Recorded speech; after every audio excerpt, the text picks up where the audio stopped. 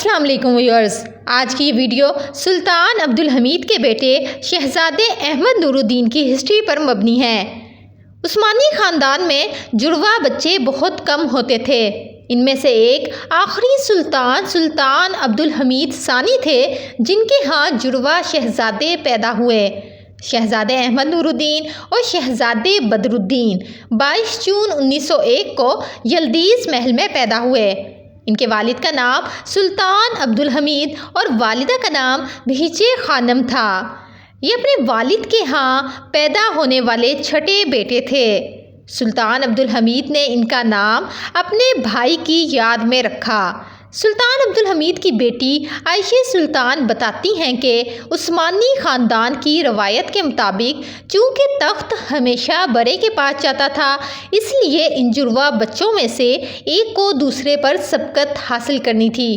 اگر اتفاق میں سے ان شہزادوں میں سے کسی کی باری آتی تو ایسی صورتحال پیش آ سکتی تھی جو ہماری تاریخ اور روایت میں نہیں ہوتی، یعنی دو افراد کا بیک وقت تخت پر بیٹھنا۔ اس لیے ان جڑواں بچوں میں سے ایک کو برا سمجھنا پڑا، اور میرے والد سلطان عبدالحمید نے کہا کہ میرے خیال میں دنیا میں پہلی سانس لینے والے کو بڑی عزت دی جانی چاہیے، اس لیے شہزادے نور الدین کو بڑا اور شہزادے بدر الدین کو چھوٹا سمجھنا چاہیے۔ سلطان عبدالحمید نے حکم دیا کہ چونکہ یہ دونوں بھائی بہت سے جڑواں بچوں کی طرح ایک دوسرے سے ملتے جلتے ہیں، تو اس لیے ایک کے سر پر سرخ رنگ کا ریبن اور دوسرے کے سر پر نیلے رنگ کا ریبن باندھا جائے تاکہ انہیں الگ کیا جا سکے۔ اس حقیقت نے سلطان عبدالحمید کو سوچنے پر مجبور کر دیا کہ شہزادے بدر الدین اپنی عمر کے لحاظ سے غیر معمولی ہوشیار ہیں۔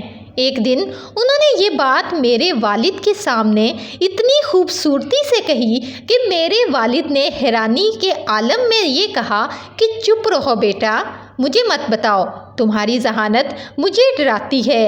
آخر وہی ہوا جس سے میرے والد ڈرتے تھے۔ شہزادے بدر الدین کو گردن توڑ بخار ہو گیا اور تمام علاج کے باوجود انہیں بچایا نہیں جا سکا۔ شہزادے بدر الدین، جس کی ذہانت سے سلطان عبدالحمید خوفزدہ تھے، 2.5 سال کی عمر میں انتقال کر گئے۔ انہیں یحییٰ افندی کے مقبرے میں دفن کیا گیا۔ اس واقعے نے شہزادے بدر الدین کی ماں کو ہلا کر رکھ دیا اور انہوں نے اپنی باقی کی ساری زندگی اکلوتے بیٹے کے لیے وقف کر دی۔ جب سلطان عبدالحمید کو محل سے جلا وطن کیا جا رہا تھا تو اس وقت شہزادے احمد نور الدین کی عمر 8 سال تھی۔ فوجیوں نے یلدیز محل پر چھاپا مارا اور سلطان عبدالحمید کو تھیسالونیکی جلا وطن کرنے کے لیے گاڑی کے ذریعے اسٹیشن لے جایا گیا۔ سلطان عبدالحمید کے خاندان کے کچھ لوگ حرم میں ہی رہے کیونکہ حرم میں سپاہیوں نے چھاپا مارا تھا اور حرم کے دروازے بند تھے۔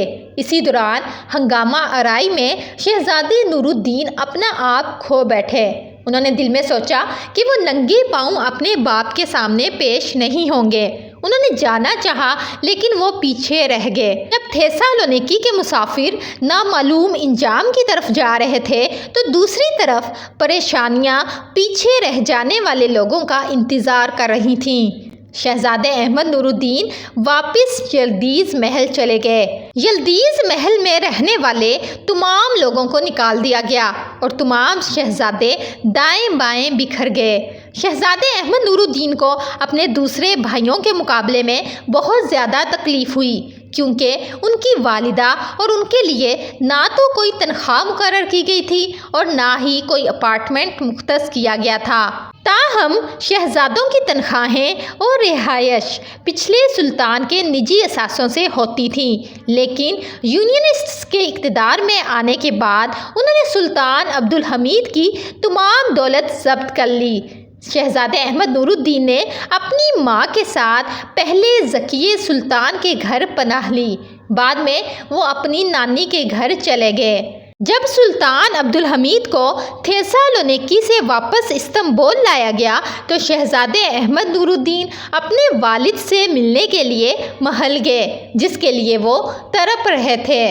باپ بیٹے کے گلے ملنے اور رونے کی ملاقاتیں بہت دل کو چھو لینے والی تھیں۔ اگرچہ شہزادے احمد نور الدین نے آنسو بہائے، اوہ میرے والد، مجھے یہاں اپنے ساتھ رہنے دو، لیکن سلطان عبدالحمید نے اس کی رضامندی نہیں دی، کیونکہ وہ نہیں چاہتے تھے کہ شہزادے احمد نور الدین کو شاندار جیل میں سزا دی جائے۔ یونینسٹس نے شہزادے احمد نور الدین کی ماں، جس کے وہ خلاف تھے، ایک سازش کے تحت بیلر بی پیلس میں بند کر دیا۔ ان کی ماں اپنے اکلوتے بیٹے سے جدا ہونا برداشت نہیں کر سکتی تھیں اور پاگل ہو گئیں۔ اس کے بعد حکومت نے انہیں جانے کی اجازت دے دی اور ماں اور بیٹا دوبارہ مل گئے۔ شہزادے احمد نور الدین نے 7 سال کی عمر میں اپنی عسکری تعلیم کا آغاز کیا۔ 1916 میں اعلیٰ تعلیم کے لیے انہیں جرمنی بھیج دیا گیا۔ 1919 میں وہ اپنے وطن واپس آ گئے۔ انہوں نے اپنے والد کے معاونین میں سے ایک پاشا کی بیٹی عندلیب خانم سے پسند کی شادی کی۔ دونوں کی پہلی ملاقات یلدیز پارک میں ہوئی، جہاں عندلیب خانم ہلال احمر ایسوسی ایشن کے لیے چندہ جمع کر رہی تھیں۔ شہزادے احمد نور الدین نے عندلیب کے بارے میں سارا پتہ کیا اور درخواست دی، لیکن حکومت نے اسے مسترد کر دیا، جس کے بعد 5 مئی 1919 کو انہوں نے سب سے بے خبر مسلک مینشن میں عندلیب خانم سے شادی کر لی۔ مارچ 1924 میں شاہی خاندان کی جلا وطنی کے وقت شہزادے احمد نور الدین کی عمر 23 سال تھی اور وہ گھڑ سوار فوج کے سربراہ کے عہدے پر تھے۔ شہزادے احمد نور الدین اپنی اہلیہ کے ساتھ اٹلی کے شہر نیپلس میں آباد ہو گئے۔ اس کے بعد شہزادی کی والدہ اور عندلیب کے بھائی بھی اسی گھر میں آ گئے۔